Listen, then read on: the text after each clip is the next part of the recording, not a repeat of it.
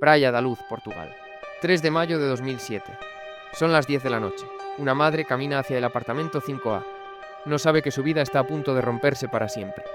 Abre la puerta, y el silencio es lo único que la recibe. La ventana abierta, la persiana subida, y la cama de su hija de 3 años, completamente vacía. Ni rastro, ni testigos claros, ni respuestas inmediatas. En cuestión de horas, la noticia dio la vuelta al mundo, dividiendo opiniones durante años. ¿Fue un secuestro planificado? ¿Hubo un error fatal en la investigación? ¿Se protegió la verdad desde el principio? Han pasado más de 17 años y la desaparición de Madeleine McCann sigue siendo uno de los mayores misterios sin resolver de toda Europa. Soy Zendrix, y hoy abrimos el expediente más oscuro de la última década. ¿Qué ocurrió realmente aquella noche? Estamos en mayo de 2007.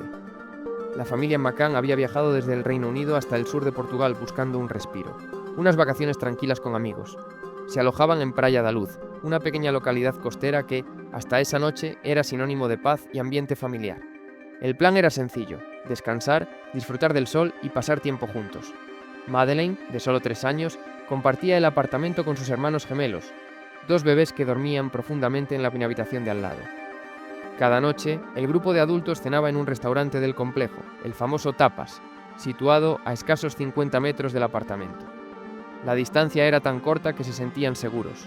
Según declararon más tarde, establecieron una vigilancia estricta. Se turnaban para levantarse de la mesa y revisar físicamente a los niños cada 20 o 30 minutos.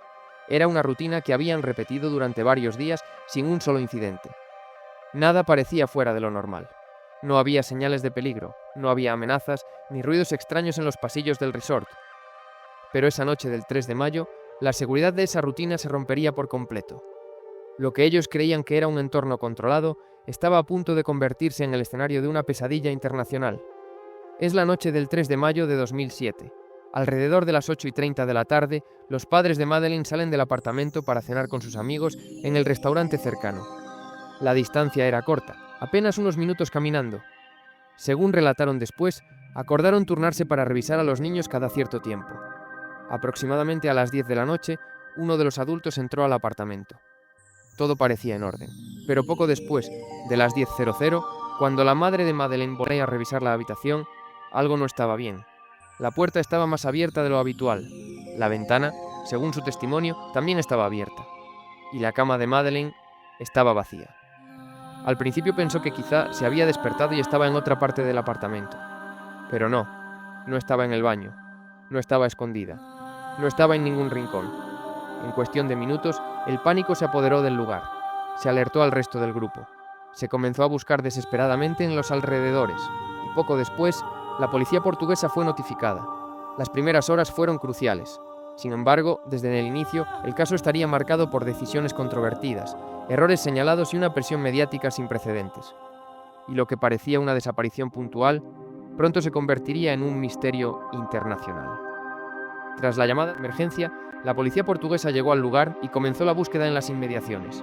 Esas primeras horas eran fundamentales, el tiempo de oro en cualquier desaparición infantil. Sin embargo, con el paso de los días, surgieron críticas feroces sobre cómo se gestionó la escena inicial.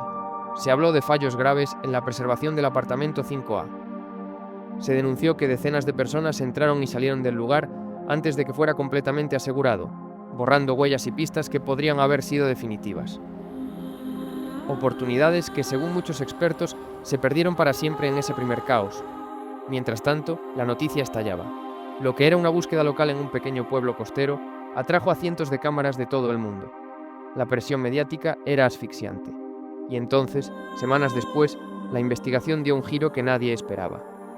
Las autoridades portuguesas declararon a los padres de Madeleine como arguidos, una figura legal que los convierte formalmente en sospechosos.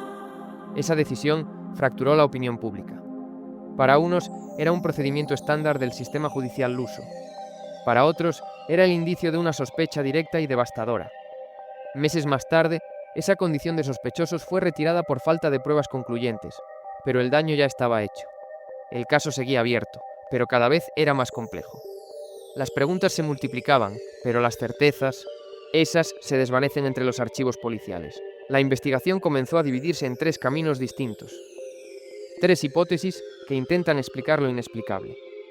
La primera teoría, esta fue la apuesta más fuerte desde el minuto 1. testigos que afirmaron ver a un hombre con una niña en brazos, sombras vigilando el complejo días antes, todo apuntaba a un depredador acechando en la oscuridad. Pero, ¿cómo entró sin forzar nada? La falta de huellas dejó esta vía en un callejón sin salida. La segunda teoría. Aquí es donde el caso se volvió cruel. Cuando la policía portuguesa señaló a los padres, el mundo se dividió. Se habló de un accidente trágico y un encubrimiento imposible. Fue una sombra que los persiguió durante meses, hasta que la justicia tuvo que admitir que no tenía ni una sola prueba sólida para sostenerlo. Y la tercera teoría. Años más tarde, el nombre de Christian Brueckner lo cambió todo. Un hombre con un pasado oscuro que estaba allí, en ese mismo punto del mapa, esa misma noche. ¿Es él la pieza que falta o es solo otro sospechoso en una lista que no deja de crecer? A medida que los meses pasaban sin señales de Madeleine, la investigación dio un giro que paralizó al mundo.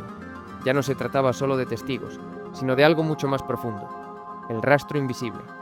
Entran en escena dos especialistas británicos, Eddie y Kila. No eran agentes comunes, eran perros rastreadores entrenados para detectar lo que el ojo humano ignora. Eddie podía oler restos biológicos, Kila, rastros de sangre. Meses después de la desaparición, los perros fueron llevados al apartamento 5A y al coche que los McCann habían alquilado. 10 días después de que Madeleine desapareciera. Lo que ocurrió a continuación dejó a todos sin aliento. Los perros marcaron áreas específicas en el salón del apartamento. Pero lo más inquietante fue porque el maletero del coche de alquiler. ¿Cómo es posible que un perro detectara un rastro en un vehículo que ni siquiera existía para la familia la noche de la desaparición? La ciencia forense intentó dar una respuesta analizando las muestras de ADN, pero los resultados no fueron el golpe de gracia que la policía esperaba. Eran muestras degradadas, mezclas de varios perfiles genéticos que no permitían señalar a nadie con total certeza. Para unos, era la prueba definitiva de un crimen oculto. Para otros, una contaminación cruzada en un coche donde se habían cargado pañales y ropa usada. La ciencia, en lugar de cerrar el caso, abrió un debate que dura hasta hoy. ¿Es el ADN siempre una prueba irrefutable o puede convertirse en una trampa mortal para la verdad? Después de casi 2 décadas de callejones sin salida, el caso Madeleine McCann dio un vuelco que nadie esperaba. En los últimos años, el foco de la justicia internacional se ha centrado en un solo nombre: Christian Brueckner, un ciudadano alemán con un pasado oscuro, que se encontraba en la zona de Praia da Luz justo en mayo de 2007. Las pruebas circunstanciales, los registros telefónicos y su historial han hecho que las autoridades alemanas estén más convencidas que nunca de haber encontrado por fin al culpable.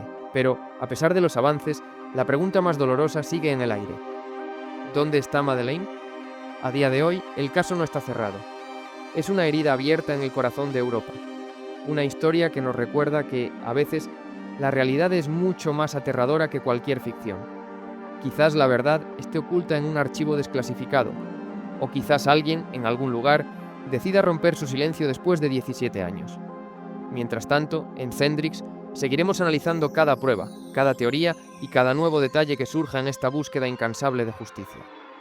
Porque Madeleine merece ser encontrada, y el mundo merece saber la verdad. Ahora quiero saber tu opinión. ¿Crees que Brueckner es el final de esta historia o que la verdad sigue enterrada bajo el sol de Portugal? Si crees que este caso se resolverá pronto, dale a like. Si crees que hay algo más grande detrás, comenta la palabra silencio. Suscríbete para el siguiente expediente. Esto es Cendrix. La búsqueda de la verdad continúa.